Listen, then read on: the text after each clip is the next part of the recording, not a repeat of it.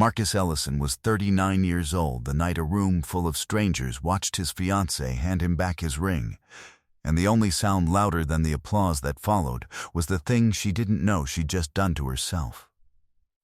He was not the most important man in the room. That was how it was supposed to look. He had arrived at the Meridian Grand Ballroom at the Caldwell Tower Hotel in Charlotte, North Carolina, in a charcoal suit that cost less than the centerpieces on any of the 12 tables surrounding him, and he had sat at table 9 near the back with the quiet ease of a man who did not require the room to locate him. The Caldwell Tower itself was a $340 million mixed-use development in uptown Charlotte. 31 floors of glass and limestone that had opened 8 months prior to considerable fanfare. What the 620 guests filling its ballroom that evening did not know, what the event's program notes and seating chart and venue placard had no reason to mention, was that the building they were celebrating inside was owned in its entirety by a Delaware-registered infrastructure holding company called Ellison Meridian Partners. Marcus had signed the acquisition documents for the land parcel in 2016. He had overseen the structural engineering specifications personally, because he was a structural engineer before he was anything else, and because the bones of a building were not something he was willing to entrust entirely to someone else's judgment.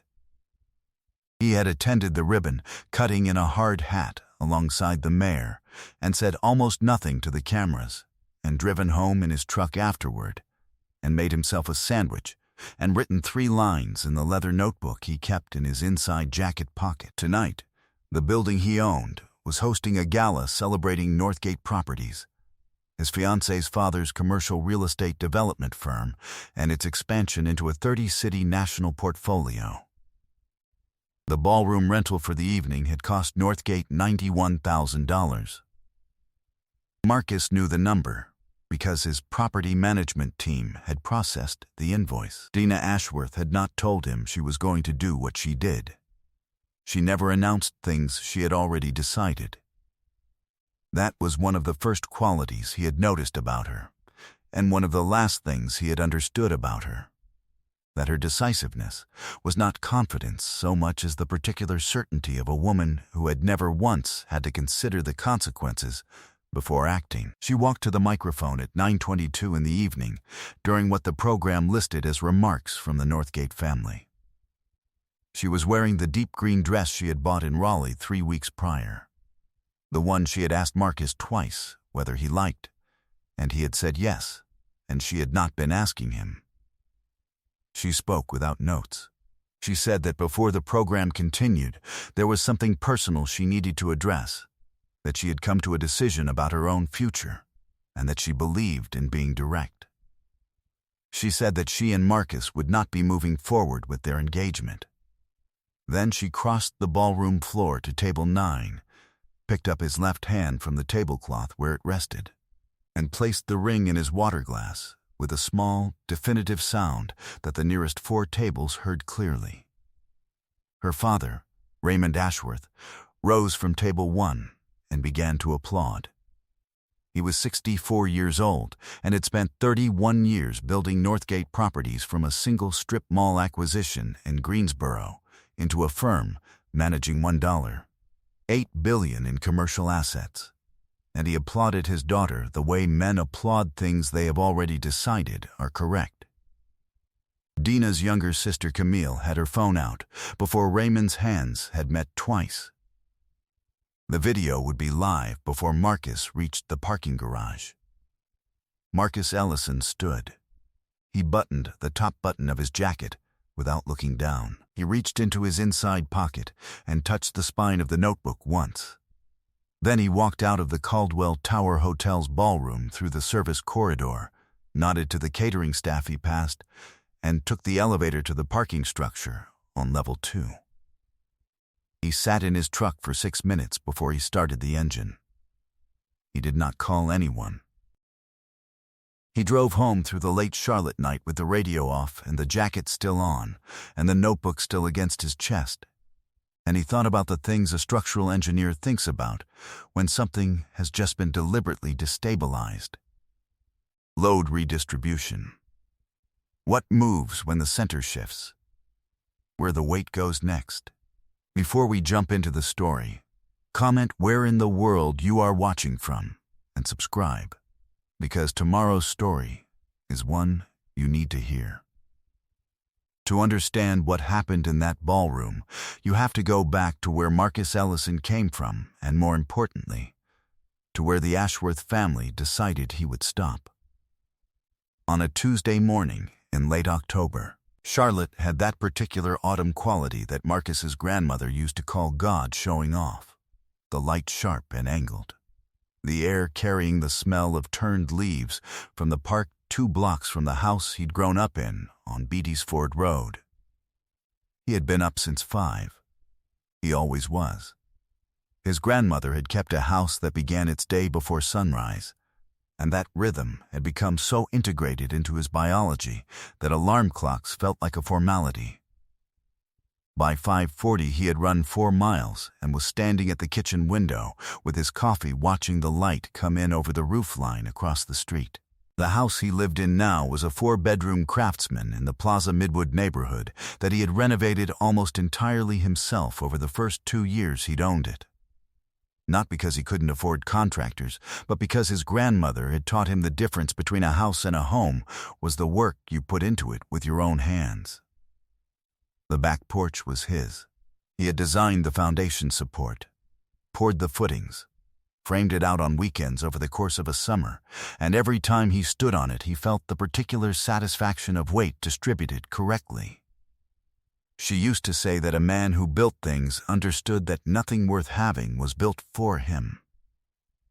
He had to build it himself, or it wasn't really his. She had died in 2017, 2 months after Marcus incorporated Ellison Meridian Partners. He had been sitting with her in the hospital room when the papers were finalized remotely, his phone in his jacket pocket, the notification arriving as she slept. He had not told her.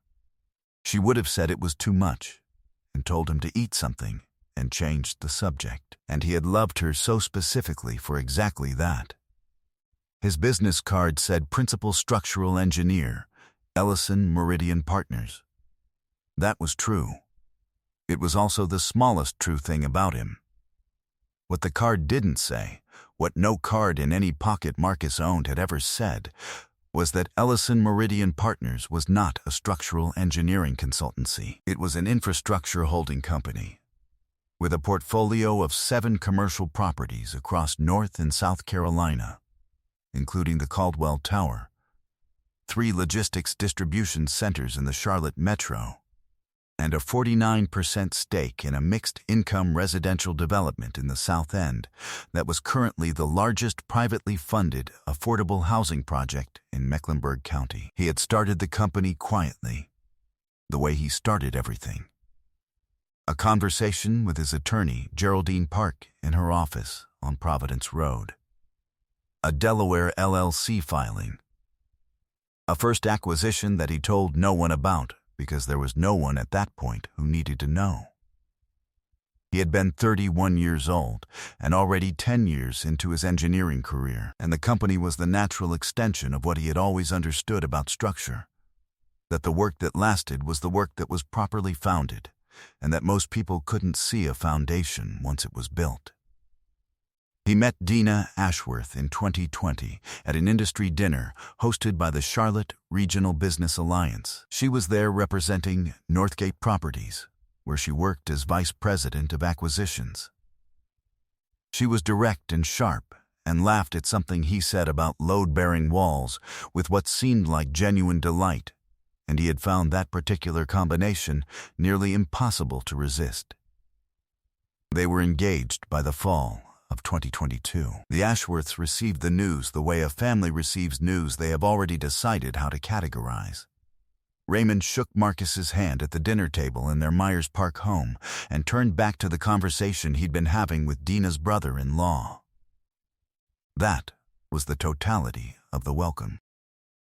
Marcus ate the pasta and said little, and drove home with his hands easy on the wheel, thinking about load transfer, the way a structure shifts when something is added to it that doesn't want to be there.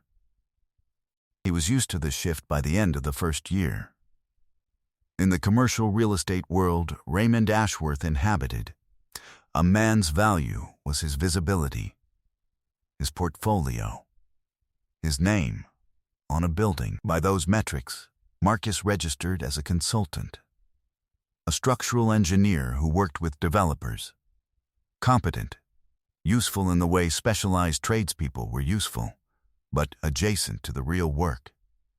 At Northgate events, Raymond introduced him to colleagues as a structural engineer, delivered with a slight pause that suggested the title was being recalled from a drawer at the family table when acquisition strategy and cap rates and portfolio expansion were discussed.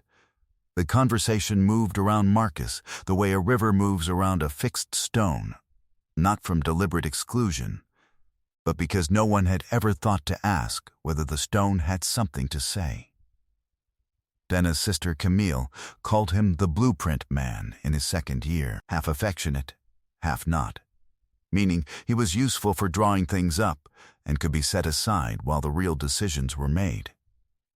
She said it at Christmas in Marcus's peripheral hearing, and Dina laughed the quick laugh of someone hoping the moment passes. It did.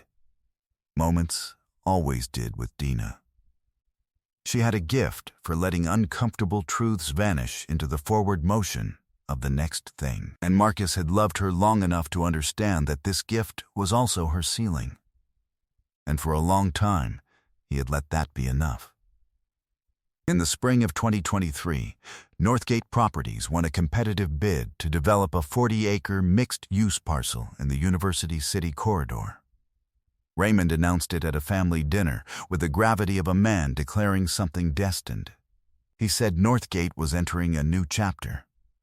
He said excellence was not a destination, it was a practice. He said it 3 times in 3 different formulations, and each time the table leaned in a little closer. Marcus said nothing. He drove home and sat at his desk and opened the notebook and wrote 2 lines in the shorthand he developed over years of field notes, the kind of compressed notation that Geraldine once described as a language designed for one reader. She was right. What Marcus did not say at that dinner, what he had not said in 3 years of knowing the Ashworths, was that the structural engineering specifications for Northgate's flagship University City project were already under contract with a firm called Meridian Structural Consulting, a wholly owned subsidiary of Ellison Meridian Partners, under a subcontracting arrangement that Raymond's project manager had initiated through standard procurement channels 8 weeks earlier, without knowing that the firm on the other end of the contract was controlled entirely by the quiet man at the family table. He had not engineered this. Meridian Structural had submitted the most competitive technical bid and won the contract on merit in a blind evaluation. The subcontract had landed on Marcus's desk, and he had reviewed it, signed it, filed it with Geraldine, and said nothing, because there was nothing required to be said.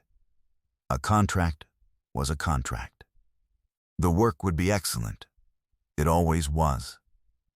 He would have told Dina eventually. He was still deciding when. Then came October. The ring in the water glass. The sound it made, small and final. Raymond's standing applause. Camille's phone already recording. And Marcus buttoning his jacket and walking out through the service corridor of a building he owned into the Charlotte night. He did not sleep much that first night. Not from grief, exactly. Though there was grief somewhere in it, the real kind, for the specific person she had been before the calculation had set in. He sat in the study until 2 a.m. with the notebook open and wrote nothing new. Just read what was already there. Then he closed it, set it on the desk, and went to bed.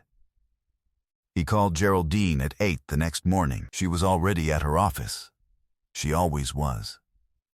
She said, "I heard." He said, "I need to talk through the subcontract." She said, "Come in at 10. Geraldine Park had been Marcus's attorney for 8 years, and she had the particular quality the best attorneys share, which is that she never expressed surprise in a way that wasted time. She was 53 years old, had handled complex commercial real estate law in Charlotte for 2 decades, and she listened to Marcus the way she always listened to him, without interrupting, with her pen resting against her legal pad, at an angle that meant she was thinking rather than writing. He laid out what he wanted. He said the subcontracting arrangement for the University City project was legitimate. The bid had been clean, the work would proceed. He said he had no intention of introducing chaos into a construction timeline over a personal matter. He said that was not what this was about. She asked what it was about. He said he wanted to understand his position completely before he decided anything else. He wanted to know every documented intersection between Ellison Meridian Partners and Northgate Properties, and he wanted to know what full disclosure of that relationship would mean for Raymond's current financing. Geraldine wrote 4 lines on her legal pad. She said she had been thinking about this since she saw the social media post the night before, and that there were 3 things Marcus needed to understand. The first was that the University City subcontract was ironclad and could not be terminated by Northgate without triggering a substantial penalty clause that Raymond's project manager had agreed to without flagging it for legal review. The second was that Northgate's construction lender, a regional bank called Piedmont Capital, had based its approval on a due diligence package that included the Meridian structural subcontract as a key technical deliverable. If the subcontract were terminated or suspended, Piedmont Capital's review board would ask questions that Raymond Ashworth would not enjoy answering. The third was that the Caldwell Tower Hotel, where Northgate had just spent $91,000 on a ballroom rental, was owned by Ellison Meridian Partners. That invoice was in Marcus's property management files, and there was a business alliance gala in 4 days, at which Northgate Properties was scheduled to receive the alliance's annual Commercial Development Excellence Award. Marcus listened to all 3 without expression. Geraldine set her pen down. She asked him what he wanted to do. He thought about something his grandmother used to say when he was young and building things that kept collapsing. Small constructions that failed because he hadn't understood yet where the load was supposed to go. She used to say, "Before you take something apart, make sure you understand what it's holding up." He said he wanted to do nothing until after the business alliance ceremony. He said he wanted Geraldine to prepare a full disclosure package, the subcontract, the property ownership, every documented intersection, precise and clean and ready to be placed on a table. He said he wanted to attend the ceremony. Geraldine looked at him the way she always looked at him, when he had just said something that other men would not have thought to say. She said, "You want to be in the room." He said, "I already paid for it." He went home that evening and sat on the back porch in the dark and listened to the neighborhood quiet down. He thought about the way a building holds its load invisibly, all that weight moving through steel and concrete in paths that no one inside the building ever sees or considers. The most important work in any structure is the work that cannot be observed from the surface. Real engineering happens below grade. He opened the notebook to a clean page and wrote 1 line. Then he closed it and went inside and slept. 3 days passed. Geraldine assembled the disclosure package.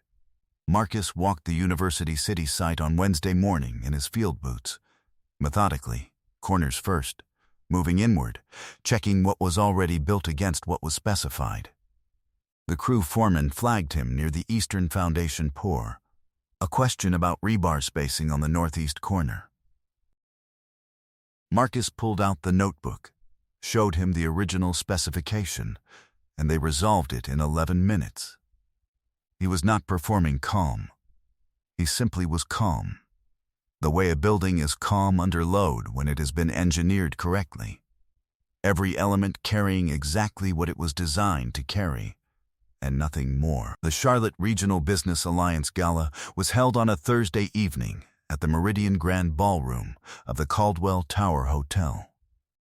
The same room. Different night. Marcus arrived at 6:55. He had not told Geraldine he was going to say anything. He had not told her he was going to do anything.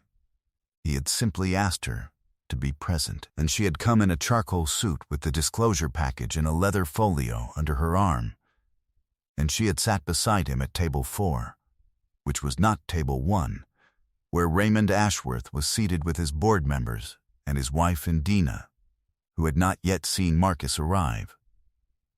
The program moved through its early portions without incident. There were remarks from the Alliance board chair. There were 3 smaller awards presented to individual members. There was a video reel celebrating the past year's development projects in the Charlotte Metro. The Caldwell Tower Hotel appeared in the video twice, including a wide shot of the ballroom that was, at that moment, the room they were sitting in. Marcus watched the shot and said nothing. At 8:45, the Alliance's executive director took the stage to present the Commercial Development Excellence Award. He described Northgate Properties' body of work with the particular fluency of a man who had been given excellent notes. He mentioned the 30-year portfolio. He mentioned the University City project as the capstone of a remarkable season of growth. He said that the Alliance was proud to recognize a firm that exemplified the highest standards of the Charlotte development community. Raymond Ashworth was standing before the executive director finished the sentence. He walked to the stage with the ease of a man who had expected to be called. He shook the executive director's hand and accepted the framed award and turned to the room with the particular confidence of a man who has won things before and knows how it's supposed to look. He began to speak. He spoke about vision. He spoke about risk. He spoke about the courage required to build in a market that rewarded only those willing to commit fully. He was 4 minutes into his remarks when the executive director's assistant appeared at the side of the stage with a folded note. She was visibly uncertain about interrupting.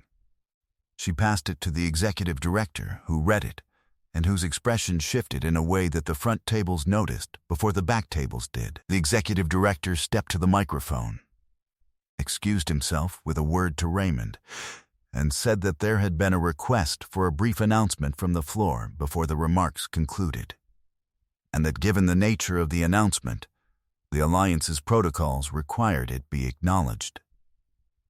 He looked at table 4. Marcus stood. He did not move to the stage. He stood at his seat and straightened his jacket and spoke in the room voice he had developed over years of site meetings and contractor briefings, clear and carrying without effort. He said his name. He said he was the principal engineer of Ellison Meridian Partners, a Charlotte-based infrastructure holding company. He said he was pleased to be a guest at this event this evening, particularly in this building, as Ellison Meridian Partners was the owner of record of the Caldwell Tower and the operator of this property. He paused for exactly the length of time it took for that to land in the room. He said he also wanted to note, for the Alliance's awareness and in the interest of full transparency in the spirit the Alliance had always championed, that Ellison Meridian's subsidiary, Meridian Structural Consulting, was the primary structural engineering subcontractor on Northgate Properties' University City Corridor Development Project. Under a competitively bid subcontract awarded 8 weeks prior through standard procurement. He said the work was proceeding on schedule and on specification, and he had every confidence it would continue to do so. He said he mentioned these relationships not to complicate the evening, but because the Alliance's excellence standard had always rested on the integrity of full disclosure, and he believed that standard was worth maintaining. Then he said one more thing. He said it in the same voice, at the same volume, without looking at Raymond, looking instead at the room generally, the way an engineer addresses a problem rather than a person. He said that the engagement he had entered into with the Ashworth family had recently concluded, and that he wished Northgate Properties continued success in all its endeavors, and that the subcontract would be honored in full and to the letter, because the work was separate from the personal, and he had always believed that excellence did not waver based on the weather. He sat down. The room was very quiet. Geraldine did not look at him. She set the leather folio on the table with the particular precise placement of someone who had just confirmed that the thing they brought was not going to be needed tonight, because the man beside her had handled it with nothing but his voice and his name and the truth. Raymond Ashworth was still standing at the stage podium. He was 64 years old and had spent 31 years being the most formidable man in whatever room he entered, and for 11 seconds, which is a long time to stand at a microphone without speaking, he said nothing. His face held the expression of a man who has just understood that the ground beneath a structure he trusted completely was not what he believed it to be. Not a crack, not a settling. A different thing entirely. Dina was at table 1.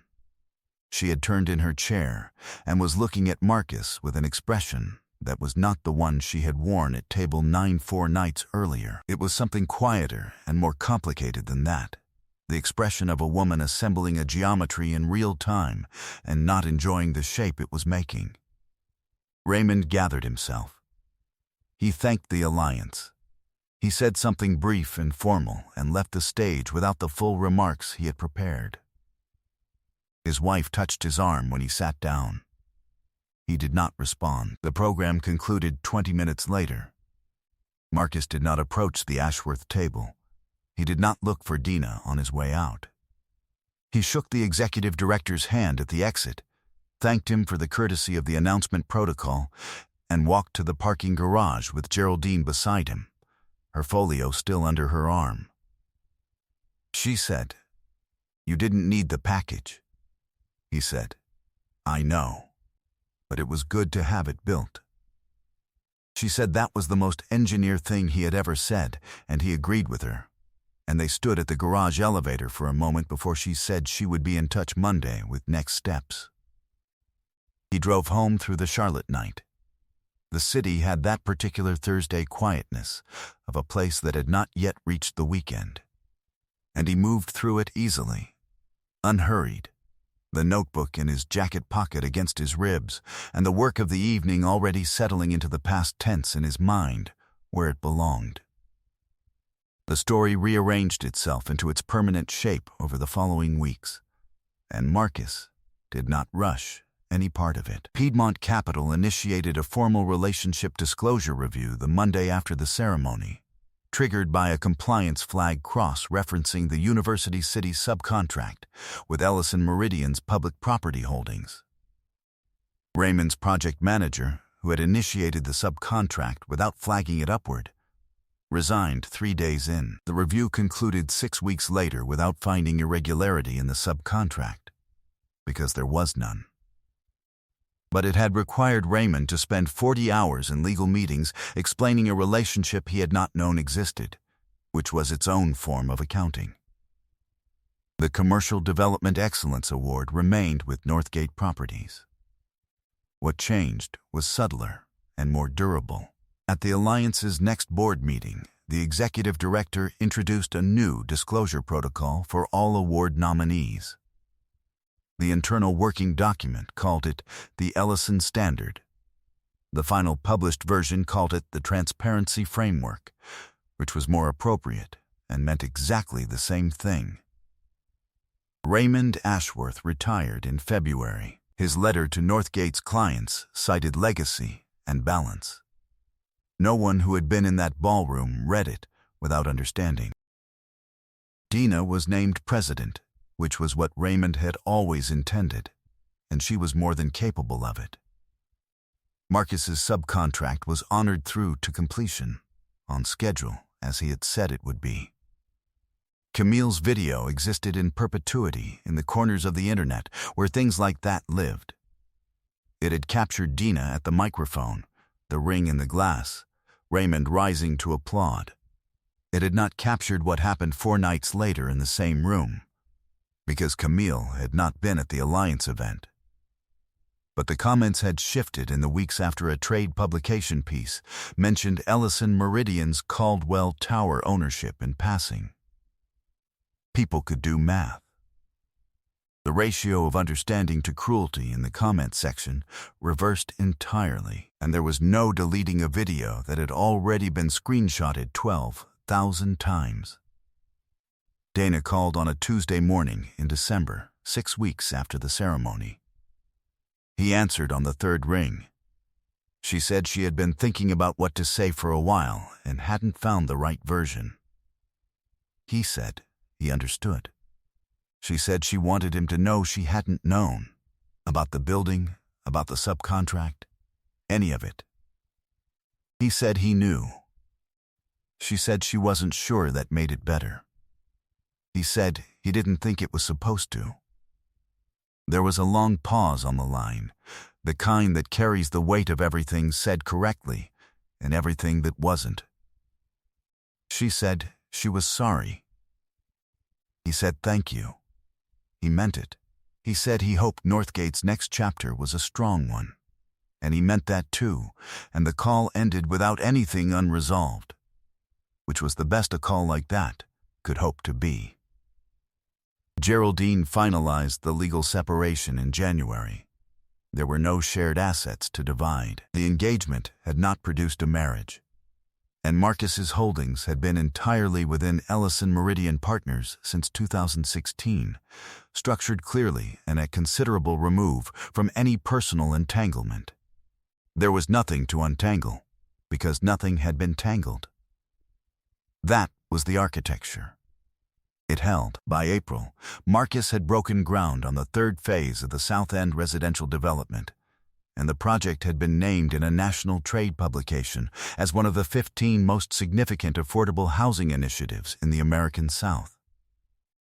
He was photographed at the groundbreaking in his field boots and his hard hat, the same hard hat he had worn to the Caldwell Tower ribbon cutting, and in the photograph he was looking not at the camera but at the foundation forms, the way an engineer looks at the thing that will hold everything up.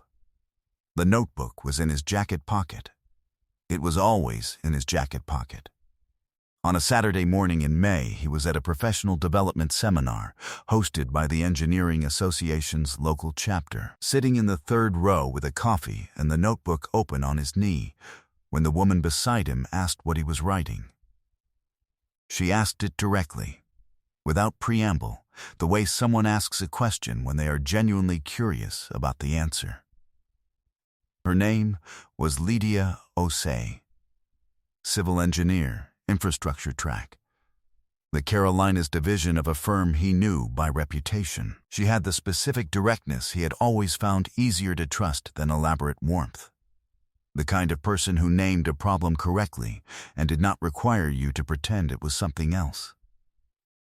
He told her the notebook was where he kept field records, calculations, and things his grandmother used to say that he did not want to forget. He said it had been in every meeting and on every site and in every difficult room he had ever sat in for 15 years. She said that sounded like a useful thing to carry. He said it had been. She asked what his grandmother used to say. He told her. He said his grandmother had been a practical woman who did not believe in ornamentation, and that her wisdom arrived compressed, like load calculations, the minimum expression of the maximum truth.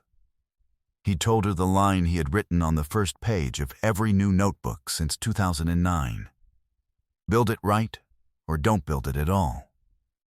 Because the building will outlast the builder, and the only thing a building can say about you is whether you were honest. Lydia looked at him for a moment. Then, she said that was one of the finest things she had heard in a professional context, and possibly in general. He laughed. It was a real laugh, uncomplicated.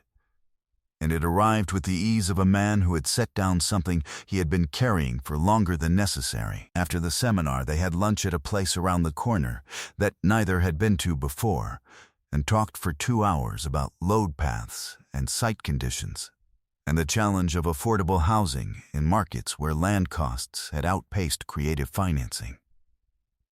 Walking back to the parking deck, Marcus realized he had not thought about Raymond Ashworth once. Not the gala, not the ring, not any of it for the entire afternoon. That evening he stood on the back porch he had built with his own hands.